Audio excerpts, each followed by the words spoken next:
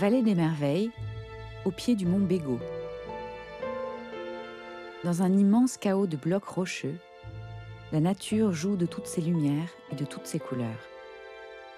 Cet univers magique a fasciné les hommes préhistoriques.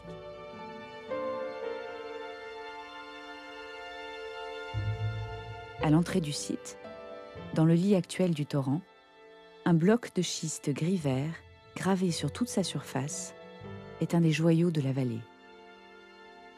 La tradition populaire l'a nommée la stèle du chef de tribu. Elle est restée en place pendant plus de 5000 ans. Mais depuis une cinquantaine d'années, l'afflux des visiteurs augmente sans cesse dans la vallée. Aujourd'hui, plus de 20 000 promeneurs par an abordent les gravures sans précaution et insidieusement laissent leurs traces sur les roches antiques.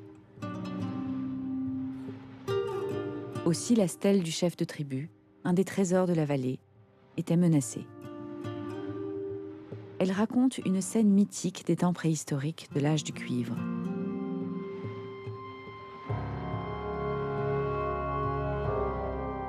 Devant l'exceptionnel patrimoine que représente cette pièce archéologique, les autorités, les scientifiques, avec tous ceux qui souhaitaient la mettre à l'abri des déprédations, ont décidé son enlèvement et son remplacement par un moulage. Il a fallu 1 semaine pour réaliser une coque d'un peu plus d'1 centimètre d'épaisseur. Une charpente de bois, doublée d'une armature métallique, emprisonne la stèle qui pèse alors plus d'1 tonne. Le samedi 15 octobre 1988, les personnalités ayant droit au confort relatif des jeeps et les spectateurs, levés de très bonne heure, s'acheminent vers le torrent des Merveilles. À 10h30 précise, dans des conditions difficiles qui exigent un pilotage de virtuose pour une approche à moins de 2 mètres, un Puma de l'aviation légère de l'armée de terre enlève délicatement la stèle à son sanctuaire montagnard. Le chef de tribu entame alors une longue descente vers le monde des humains.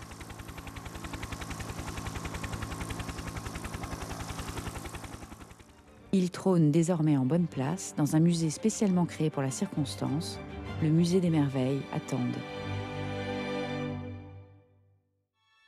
Une parfaite réplique de la stèle a été réalisée par l'équipe des préhistoriens du laboratoire de Nice. Installée exactement à la même place dans le torrent, son aspect, son poids, sa couleur, son toucher et jusqu'à sa sonorité sont identiques à ceux de l'original. Ainsi, après 9 jours d'absence, la stèle du chef de tribu est remplacée par son double, prête à affronter les rigueurs des longs hivers et celles des promeneurs insouciants, de plus en plus nombreux dans la vallée des Merveilles.